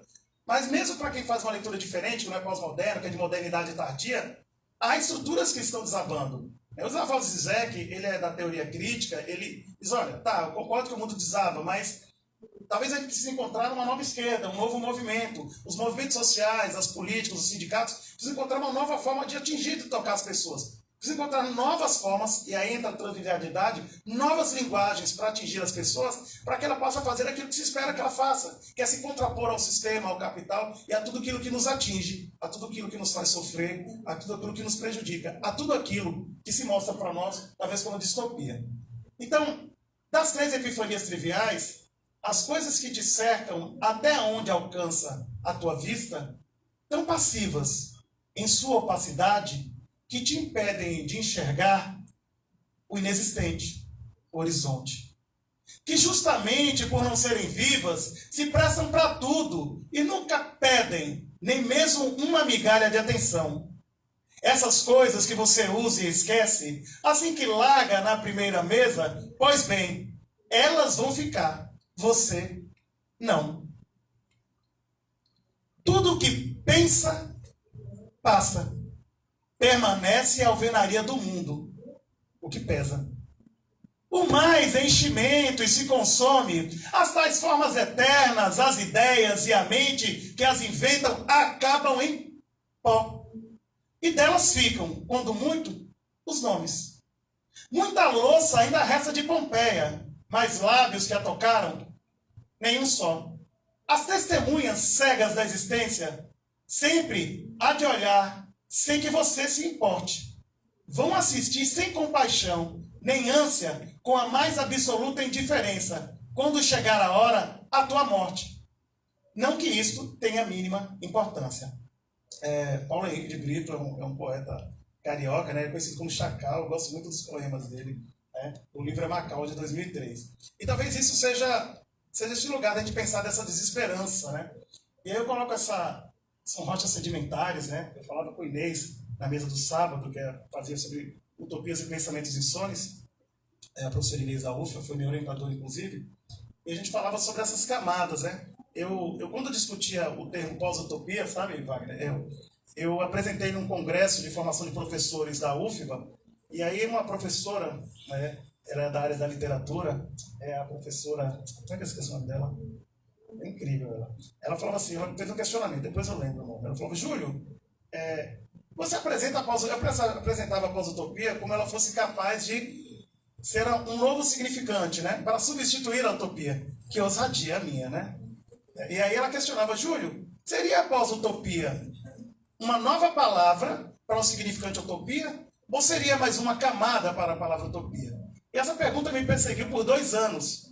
Até que ao final eu assumi a pós-utopia como mais uma camada. Mas não são camadas semelhantes a essas rochas sedimentares, não uma camadas distintas, que uma que não se mistura a outra, né, na ideia de manto, crosta terrestre, manto, ou seja, que as camadas não se misturam. Mas semelhante às rochas sedimentares, à geografia, que as camadas se misturam. Por vezes elas estão ali visíveis, outras vezes elas se diluem, né, em muitas outras cores. Então, não são camadas fixas. Né? E aí eu estou pensando a pós-utopia como uma outra camada para o conceito de utopia, sendo a distopia, certo? Sendo a ucronia e tantos outros termos que se juntam, né, que é a ausência de tempo, que se juntam à palavra utopia como camadas. E veja que a gente vai falando utopia como herdeira da viagem, na época das grandes navegações, né? A utopia no século XX como sonho de um mundo melhor, né? A ideia de distopia que surgiu no parlamento foi em 1826, parece, né, Wagner? Que é a primeira vez que usou o termo distópico no parlamento inglês, salvo engano. Então, ou seja, todos esses são camadas da utopia que vão dando sentido aos outros. Sendo a utopia, tendo o próprio espírito do tempo, né? Veja, quando você tinha uma sociedade extremamente fechada, ditatorial, você sonha uma sociedade mais aberta, com direitos. Quando a gente tem uma sociedade que necessita de avanços tecnológicos, né? Por exemplo, a ilha de Atlântida, né? Onde no século XVI para XVII, e aí com a ascensão da ciência, né? Da lógica da razão científica, imagina-se uma cidade, né, de alta tecnologia, de educação avançada, como a ilha de Atlântida. Ou seja, sendo a herdeira da viagem, em cada tempo há um sonho utópico diferente. Então eu vou pensando a pós-utopia como mais uma camada para esses tantos sentidos e ideias de utopia acrescidas junto ao conceito de utopia. Tá? E aí quando eu penso nessas camadas, eu tenho aqui um slide, né, dessas janelinhas, a gente fica pensando assim, quando a gente olha a imagem dessa, o que as pessoas estão fazendo ali? Tem um termo que a professora Inês tem discutido, que são os pensamentos insones e o sonhar acordado. Veja, se a utopia outrora foi uma ideia lançada para um futuro muito além, da ilha de Atlântida, de um mundo que será tecnológico, né?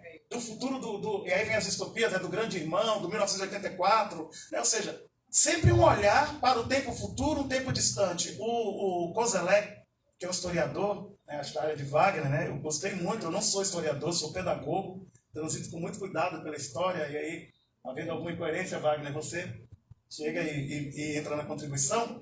Mas o Kozelek, ele fala do futuro presente, ele diz assim, do horizonte das expectativas e das experiências. Então, assim, no conceito primordial de utopia, nos princípios, os primórdios, né, desde a ideia do surgimento da palavra, ou muito antes, né, quando os sonhos utópicos e as ideias se constituíram, a gente olhava para o futuro sendo um futuro mais distante, né?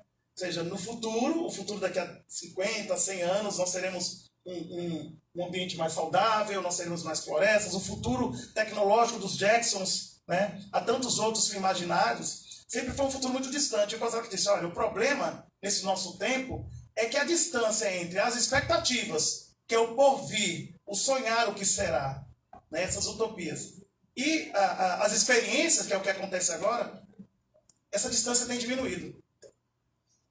Tem diminuído com a própria condição do aceleramento das informações e dos conhecimentos da humanidade. E é nessa redução do tempo, das expectativas, do que eu sonho e do que as coisas que acontecem, é que a gente vem pensando a pós-utopia como a utopia do tempo mais imediato, certo?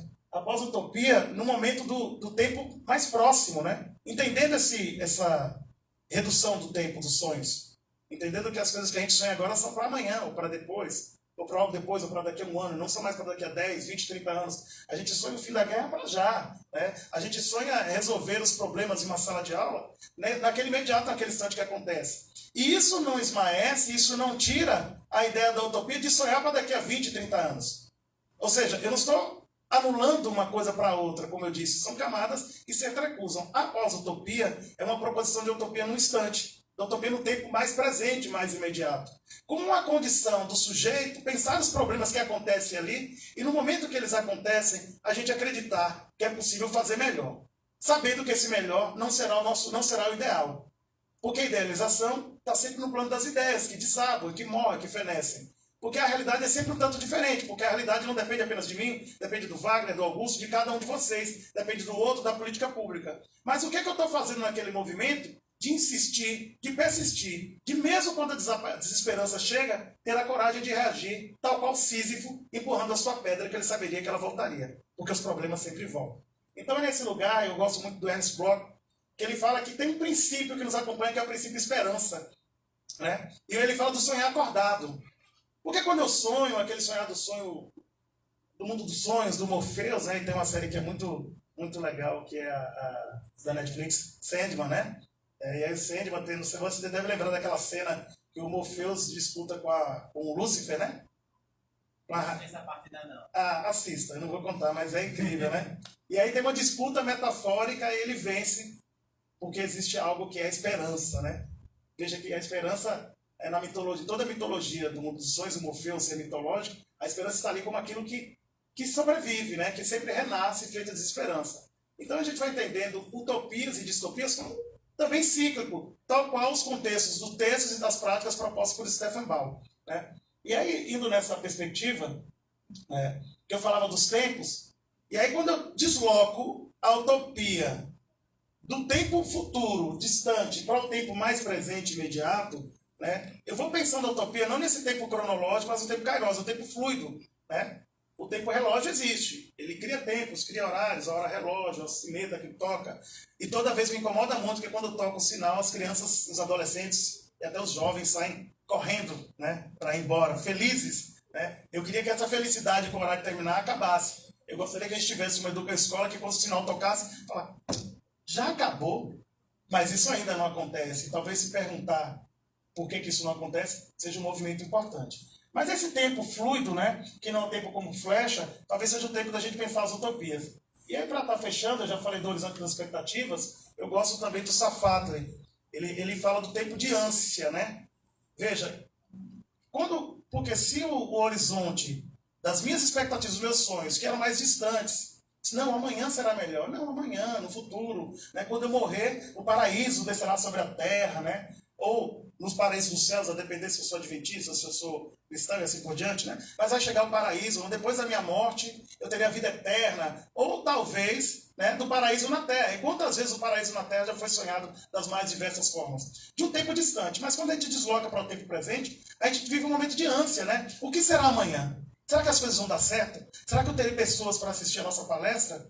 Será que teremos um problema de energia? O computador não vai funcionar? Será que eu vou estar doente? Ou seja, sabe, a guerra, o que vai acontecer, até quando essa guerra permanece, essa guerra vai se intensificar, e os impactos da guerra no nosso país, o combustível aumentou, e a nossa economia, como será? E se a economia naufragar, e se a economia declinar do país, quais são os impactos? Se acontecer conosco, o que aconteceu com a Argentina ou com a Venezuela? O que será dos nossos empregos? O que será da minha sobrevivência? São tantas perguntas que criam angústia, que o Safatli chama de tempo de ânsia.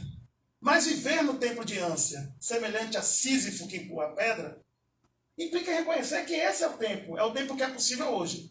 Não significa cruzar os braços. Né? É o que Nietzsche chama do niilismo ativo. Né? Não significa cruzar os braços. Mas significa de você dizer, olha, é tempo de ânsia. O que é que eu faço para sobreviver enquanto essa ânsia me atinge? E o que é que eu faço para que essa ânsia passe? Que escolhas políticas eu devo fazer?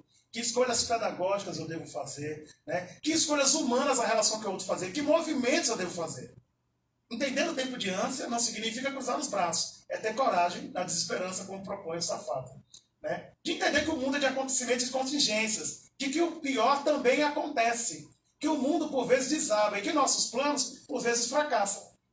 É aceitar isso e criar um movimento que se vem para o instante. Eu acho que essa seria a essência do que eu vou propondo do pós-utopia. E essa imagem eu acho incrível. A esperança, a desesperança, a utopia, a distopia, mas há movimento. E a questão é como nós nos movimentamos. Eu gosto dessa imagem, ela foi feita na fronteira do México com os Estados Unidos, e quando o famigerado Donald Trump, né, um dos ultraconservadores que chegaram das barbaridades, dentre elas a construção do muro para separar o México dos Estados Unidos, e uma parte do muro que foi construída, fizeram para separar as pessoas de um lado e do outro, e eis as crianças que nos trazem a imagem da esperança, né? Crianças de um lado e do outro brincando nas frestas do muro. Eu acho essa imagem potente porque talvez seja, se o tempo é de ânsia, se a escola não é ideal, se a sociedade não é ideal, se o meu trabalho não é ideal, se o mundo não é ideal, que frestas? O que eu posso fazer para trincar essa realidade, e nos intervalos da realidade encontrar algo que possa nos dar um pouco de esperança. Né? E aí, quando eu vou pensando sobre essa perspectiva, eu gosto muito do símbolo de Sankofa, né? E aí, a gente deslocar a utopia do tempo futuro seja talvez você relocá-la em vários tempos. Né? Sim, a utopia permanece no futuro de que o muito além possa ser melhor e que o mundo possa ser muito melhor, e ambientalmente melhor, e mais saudável, com ar mais puro, menos fábricas, mais florestas, certo? Mas não apenas isso, que eu também possa me alimentar do passado. E aí o Bauman vai falar da retroutopia, né? Que essa crença que o passado foi melhor. Também é uma das possibilidades da utopia. Mas o Sankofa, que é os achantes de Gana, eles têm um conto, né? Você percebeu meu tempo? Já. Pronto. Então vamos lá. As pessoas ainda poderiam querer falar então, alguma coisa. depois você dá uma olhada sobre os achantes de Gana, e Nianfi, que era um ser mitológico, homem e aranha, né? Ele foi nos céus buscar com a Nancy, reclamar, porque, olha, a gente não tem contos, não tem histórias, a gente não tem memória, e nosso povo vive triste sobre memória. E é a palavra memória, aí eu acho que pode ser o ponto de ligação para a gente pensar outras realidades e pensar as outras questões. E aí, quando ele foi aos céus, ele queria trazer o baú das memórias, né? E aí o Anansi pediu que ele fizesse 4 grandes feitos, que recuperasse 4 grandes seres mitológicos que fugiram dos céus. Feito isso, ele devolveu esses seres mitológicos e recebeu o baú das memórias para o seu povo, os achantes. Agora, os achantes estavam preocupados porque quando os mais velhos morressem, então essas memórias poderiam se perder. Então eles criaram os adinkras, que são símbolos, né, mitológicos para representar valores. O Sankofa é um desses símbolos. Você tem um pássaro que anda para frente, mas com o pescoço voltado para trás, segurando um ovo.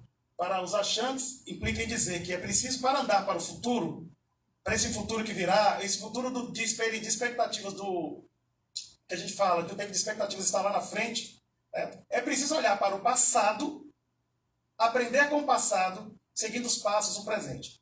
Então, a diluição desse tempo presente, passado e futuro, talvez seja uma boa metáfora a partir do Sankofa. Mas o Sankofa carrega no bico o ovo, como se o ovo fosse o futuro. Só que esse futuro pode não ser. Né? E aí nós temos uma tela do Banks que diz, não há futuro. Né? Ele faz uma provocação. Eu gosto muito das pinturas do Banks que você encontra mundo afora, e leio sobre ele, é muito legal. Ele sempre traz uma questão contemporânea. Né? E aí, bem, utopia, após utopia, se eu acho que não há futuro, ou que o futuro é muito distópico, talvez o meu lugar de agir semelhante a Sísifo seja no tempo, no presente mais imediato.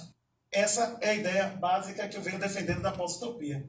E aí, para seguir um pouco além, entre utopias, a pós-utopia, que é esse caminho, essa possibilidade, entendendo que há utopias no futuro, há retrotopias no passado, mas que todas elas nos alimentam. Mas que não implica em dizer que no tempo presente, no agora, eu posso também construir respostas. Talvez a ideia de micropolíticas, né, que a gente vai para Foucault, né, de micropolíticas que acontecem no instante, no que Humberto de Campos fala da teoria da agoridade. É no agora que a gente precisa fazer as coisas acontecerem. É nesse sentido que eu penso a pós-utopia. Né? E aí a pós-utopia, eu tomo de empréstimo do Augusto de Campos, como ele fala da poesia pós-utópica, né? Uma poesia que surge depois da utopia, depois da ideia de que a poesia e a arte ia salvar o mundo. Aí tem um texto da Santa Hélia que fala muito bem sobre a poesia e a arte pós-utópica.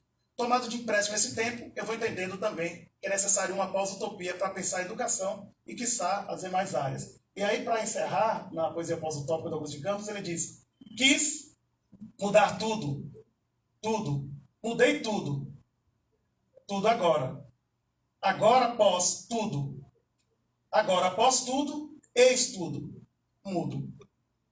E aí, eu acho que para finalizar, essa imagem, tá, a clarividência do René Magritte, representa bem um movimento que eu penso em educação. Tem um conceito que é de profissionalidade. E eu vou falar com ele, a gente vai na continuidade que eu tenho defendido, que é do professor Pereira, né, do Marcos Pereira, da Federal do Rio Grande do Sul. Ele vai dizendo que a profissionalidade não é pensar a profissão preso na identidade. A identidade docente, que é dada pela formação, pela academia, a pessoa academia forma, não. Ela prevê, semelhante à ideia do Sankofa, o passado, o presente e o futuro, ou seja, as histórias e as memórias que me alimentam, que me fazem ser quem eu sou, e as coisas que eu defendo e tal qual eu defendo, porque elas não são tramadas apenas pela universidade, mas pelas vivências, pelos aprendizados com as pessoas que me tocaram, que me teceram, e o Larossa falou do saber da experiência. Né? E essa imagem eu acho que é representativa, eu queria terminar com ela. Quando você tem o René Magritte, a gente fica pensando que talvez o exercício tenha, semelhante ao ovo, né, do Sankofa, que parece que o futuro está cravado no ovo, mas o ovo pode não vir a ser. O ovo pode não nascer. Não pode vir a ser um pássaro. Ele pode virar uma exposição. Tem uma artista que fez o carimbovos, né? Quer dizer assim, o ovo é o destino da galinha, né? E ela espalhou em São Paulo para provocar as pessoas para pensar. Isso foi uma instalação, né? Com milhares de ovos dizendo o ovo é o destino da galinha, que é uma discussão para depois. Partindo da obra de Magritte. O Magritte, aí a gente fica em dúvida. O Magritte olhou para o ovo, imaginou o pássaro e produziu a tela no pássaro. Ou o Magritte olhou para o ovo e imaginou-se produzindo um pássaro a partir do ovo. Quer dizer, pode ser o pássaro, pode ser o Magritte representando a si mesmo, pensando no pássaro, e talvez poderia ser, esse pássaro nem via ser. O futuro é incerto. O futuro desaba por vezes. Não acontece como nós esperamos. A questão é o que nós fazemos no presente. Talvez essa seja a grande contribuição de pensar a pós-utopia, como agir no presente, acreditando no presente, porque se o presente não é causa e efeito do futuro, mas o presente abre possíveis futuros, bem, então precisamos agir e agir agora. Isso é a pós-utopia que eu tenho defendido. Obrigado.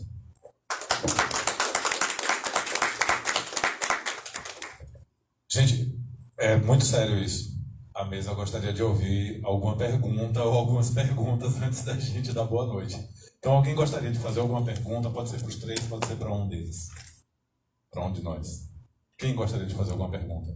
Eu queria fazer só um elogio ao professor. Eu jurava que ele era de história.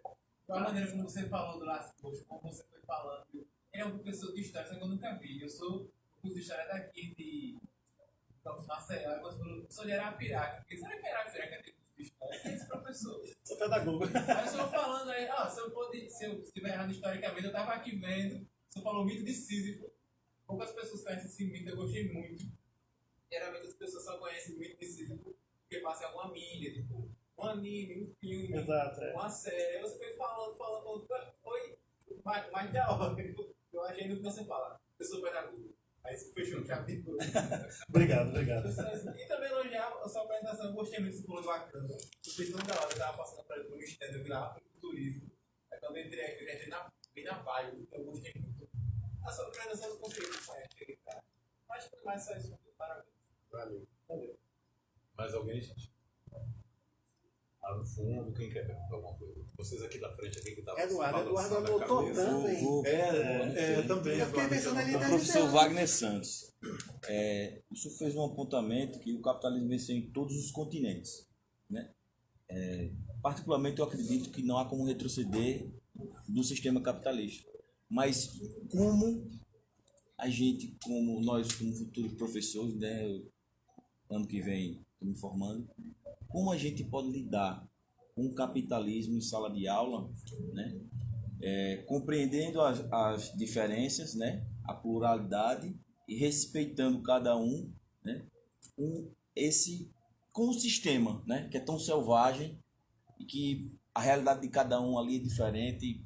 Uns vêm de ônibus, outros vêm a pé e outros dificilmente chegam, né?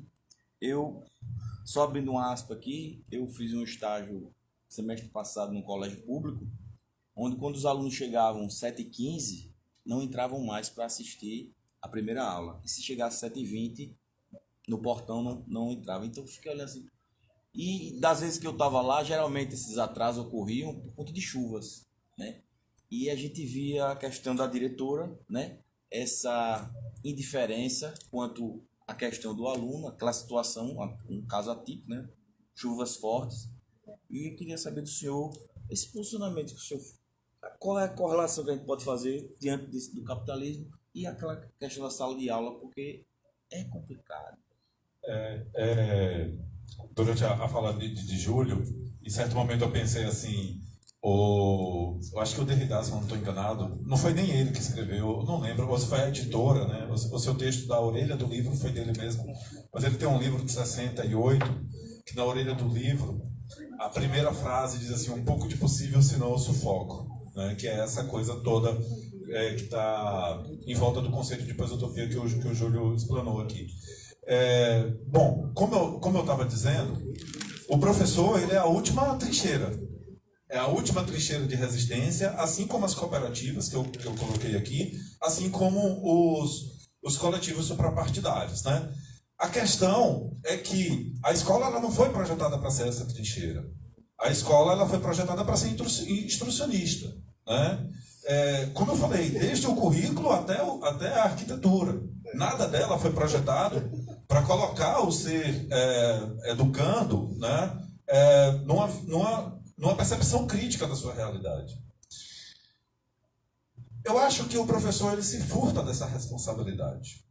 E ele se furta também porque a escola é abarrotada com essa responsabilidade.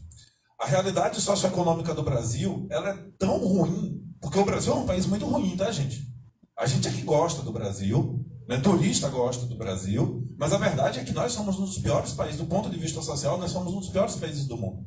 Nós somos um dos piores países do mundo para quem tem entre 11 e 17 anos. Nós somos um dos piores países do mundo para quem é da comunidade LGBTQIA+. Nós somos um dos piores países do mundo para as mulheres. Nós somos um dos piores países do mundo para as mulheres negras. Nós somos um dos piores países do mundo para uma série de questões sociais. Certo? Então, assim, nós não temos a condição de dar o suporte social para a escola. Por quê? Se a escola ela vai ter que educar tudo, absolutamente tudo, ela não vai dar conta. Porque a gente imagina que a escola ela tem que educar absolutamente tudo. Não dá para educar tudo. A utopia da escola. É a utopia da escola, né, cara? Porque assim, a escola ela é um centro de formação moderno, certo? Então, qual era o grande lance da escola? Era formar o cidadão e o profissional, tá? Bom, hoje a gente quer que a escola não só forme o cidadão, não só forme, mas a gente quer que a escola forme o sujeito transformador, o cidadão transformador. Ora, a escola ela vai conseguir fazer isso sozinho? Não. Você chega para o aluno e você, por exemplo, a respeito da questão do feminicídio no Brasil, da violência doméstica.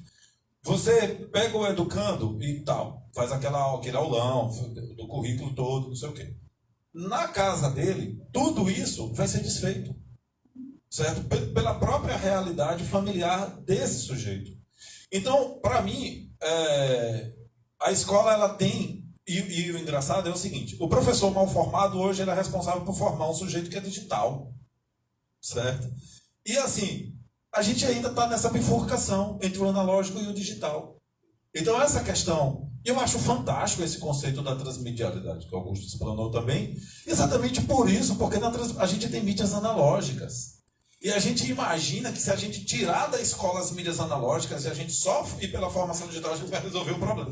Cara, é o contrário. Na verdade é o contrário. É você não deixar o analógico morrer. É essa interação entre o analógico e o digital. Professor de contorno, né? É isso ou aquilo. Né? Exatamente. Todas as coisas. Exato. Então, assim, eu imagino o seguinte. É preciso reformular tudo, mas o primordial é que o professor tenha consciência do que é uma educação pública em um país em desenvolvimento, em que nós sofremos as maiores mazelas do desenvolvimento do capital do que os grandes centros. Então, qual é o papel do professor nesse contexto? Se ele não conseguir perceber isso, então não muda absolutamente nada. E não há nada acontecendo. A gente costuma, como eu falei, a gente pega um estudo de caso e aí generaliza, então as coisas estão indo bem. Não, não estão. Um caso é um caso, o geral é o geral, certo? Então assim, tem uma escola ali que foi premiada, que eu ensino. Pô, ela é modelar, mas ela não é uma amostra do geral. Ela é um caso específico. Esses casos específicos, você acredita que se construir essa infraestrutura, agora vai. Não vai, porque depende do professor. Se o professor tem todos os materiais disponíveis e ele continua sendo o mesmo professor, ele não vai. Eu estava lendo o Demo, na viagem eu vinha lendo o Demo, Mudar a Mudança. E aí ele falando o conceito de maiêutica, cara. Eu trabalhei esse conceito em filosofia no 3º ano, e aí teve uma aluna que no final ela disse assim, então professor, a gente vive no Rio, CO2 até... Aí alguém levanta assim, acabou. Aí ele, não, se a gente não, acabou, cara, desista. Não dá mais tempo, acabou. Acabou esse tempo que você... Falar de redução de CO2, não sei o que, isso é coisa da década de 90. Agora, em 2020, a gente está falando, teorizando, não dá mais. Sabe assim, ou a gente toma as rédeas, dos estados, do mercado, ou eles vão destruir tudo.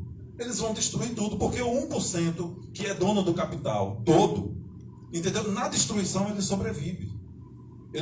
Ele vai sobreviver às custas, né, de quem vai estar nas margens dessa destruição, né, dos punks, né, na ideia do punk, né, dos ratos, dos esgotos, vivendo lá. Augusto, tem um filme chamado, lá da década de 80, chamado Shower 2000. O cara imagina 2017. E aí ele diz assim que em 2017, os pobres, né, eles vão estar construindo a própria tecnologia a partir de sucatas. Existe um movimento periférico, assim. Os caras fazendo carro, fazendo computador, tal. Ou a gente faz isso. Tem uma crítica que eu acho interessante, e ela é uma boa crítica, porque ela é uma crítica que costeia o alambrado do materialismo histórico dialético, não sendo propriamente, ou pelo menos tentando enfraquecer o determinismo histórico dentro do materialismo histórico, que é uma crítica do Mangabeira Unger. Ele tem um livro chamado Falsas Necessidades, ou acho que no Brasil ficou Necessidades Falsas, mas tem um vídeo também no YouTube, o vídeo está em inglês mais legendado, que você vai procurar Mangabeira Unger, Necessidades Falsas ou False Necessities, e vai encontrar. Mas qual é... Eu não vou muito me apegar a isso, senão para chegar num ponto, numa circunstância em que ele, conceituando, ele vai discutir o seguinte. É preciso pensar que a teoria que ele chama de a teoria social clássica, ela foi circunscrita por algumas necessidades que ele considera falsas. Uma delas é de que existe vamos dizer, um encadeamento necessário para que as coisas aconteçam, né? Revolucionariamente falando. E ele vai dizer que isso, do ponto de vista filosófico, conceitual, não é bem assim, né? Ele vai dar as discussões dele, é melhor que você próprio possa depois acessar o conteúdo do discurso dele. Mas, especificamente dentro da questão dos professores da educação. Quer dizer, quando a gente coloca no professor, na escola, a responsabilidade por uma macro-revolução, sobre as costas desses seres, escola, professor, o imperativo de que eles devem produzir, ou pelo menos criar a disrupção crítica, o acúmulo crítico necessário para um processo macro-revolucionário, pode ser que, como o Wagner indiciou, nem essas estruturas estejam adequadas para isso, nem esses professores aguentem essa tarefa. Esses professores e professoras. De modo que o que é que o Mangabeira indicia? A possibilidade de pensar uma multiplicação de alternativas a isso. Ou seja, será que a questão se dá mesmo no ponto macro, ou será que a gente pode pensar em micro-revoluções antes disso? Será que eu preciso realmente atacar frontalmente logo a macroestrutura, ou será que eu posso fazer reorganizações das microestruturas? Wagner falou antes, na primeira etapa, dos movimentos que podem se organizar, né, de micro-organizações, né, que, encadeamento a encadeamento, em algum momento podem se tornar macro, como movimentos de trabalhadores sem terras, movimentos feministas, movimentos de identidade, etnia e raça, enfim, que podem, em determinado momento, se encadear, né, ou, vamos dizer, constituir uma aliança que pode resvalar numa revolução maior. Mas, de outro modo, quando ele, de algum modo, também, já fazendo essa ponte entre a fala anterior e agora, quando ele falou desses movimentos periféricos de construção tecnológica de sucata, né, a partir de sucata, de algum modo o sentido aí bem, eu não consigo acessar os macromercados, as macrotecnologias, os insumos, né, os macro fornecedores de insumos, por certos motivos. Então, eu desvio no processo, multiplico a possibilidade ao atacar, na verdade, trabalhando, por exemplo, com o microinsumo que é sucata. Micro que é macro, né? Porque lixo abunda, cada vez mais abundante. E, pelo sim, pelo não, o capitalismo ainda não quis dar uma resposta ao lixo. Né?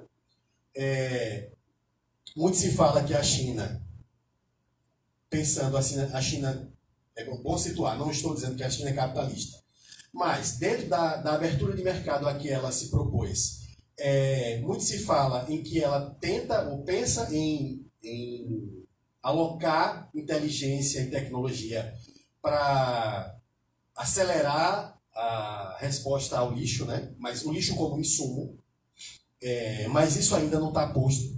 Né? Isso ainda não está posto. Então, estamos hoje numa espécie de limbo em que o capitalismo ainda não ofereceu uma solução para ele próprio rentável, para ele próprio acumulativo, e é recurso abundante. Então, eu acho que esse limbo é um limbo interessante para se pensar. E, nesse sentido, para retornar à constituição da sua pergunta inicial, bem, se eu multiplicar as alternativas, né, de possibilidades de estruturação ou organização econômica, sem pensar em atacar as macroestruturas inicialmente, ou talvez, inclusive, eliminar essa necessidade de atacar as macroestruturas. Uma Gabeira Única diz isso. De modo que, se você reformar tanto de micro em micro, em algum momento o macro ele não vai ser mais o macro. O macro, como hegemonicamente constituído, ele deixa de funcionar. Né? Porque você rasurou tanto, né? Fez tanto buraco naquilo, que aquilo... Né? Então, talvez essa seja uma questão assim, que eu tenho pensado um pouco. Pensar a partir... Aí já, obviamente, nesse sentido, eu estou me aproximando, partindo de Mangabeira Unger, que ainda está dentro do paradigma crítico, mas me aproximando de Foucault, né? e Deleuze e Guattari na questão dos micropoderes, das micropolíticas, né?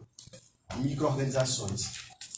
Então, talvez eu proporia isso, né, como pensamento. Será que multiplicar as alternativas não seja hoje uma tática, não uma estratégia, inclusive? Aí, pensando com o setor, né? Ou seja, ao invés de pensar isso do ponto de vista de uma macroestratégia, não. Né? Táticas mais como uma guerrilha. Mais como uma guerrilha. E aí eu queria convocar para a gente para ressignificar uma palavra que surgiu aqui na mesa algumas vezes, que é a ideia de currículo. Porque, veja, às vezes a gente imagina o currículo como as proposições que acontecem no espaço. A Terezinha Flores, é tudo que acontece no espaço concreto da escola. E às vezes a gente restringe, há uma restrição de pensar o currículo como os documentos curriculares que chegam até a escola, como aquilo que é o prescritivo do currículo, né? BNCC, LDB, né? Diretrizes curriculares nacionais para a formação de professores, diretrizes curriculares nacionais para o ensino médio, para o ensino fundamental e assim por diante.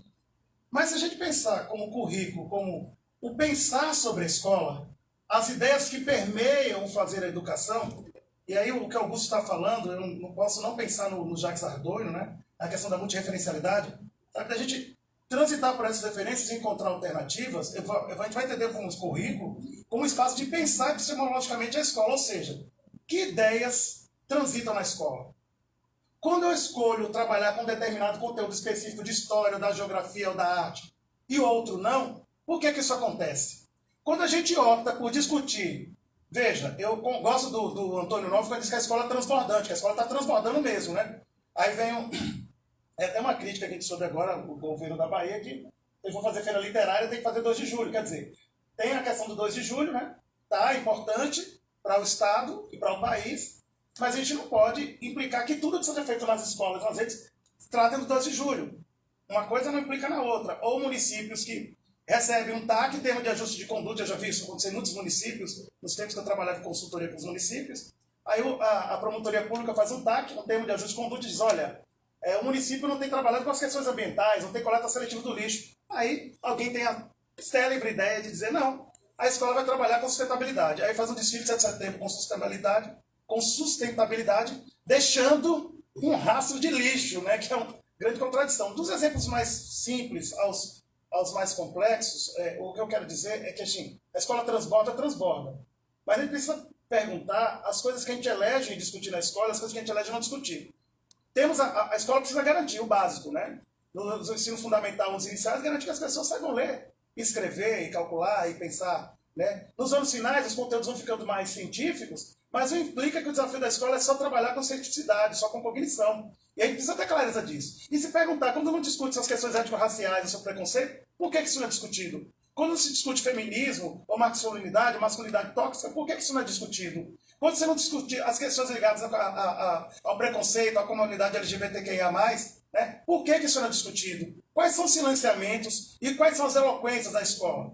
Pensar sobre isso, sem colocar isso à frente do desafio básico da escola, que é ensinar a ler e escrever, e garantir a transmissão dos conhecimentos científicos. Eu não estou dizendo isso, mas eu estou dizendo que perpassa também o nosso desafio, nesse desafio que é também de persistente, para alguns resistente, para outros militante.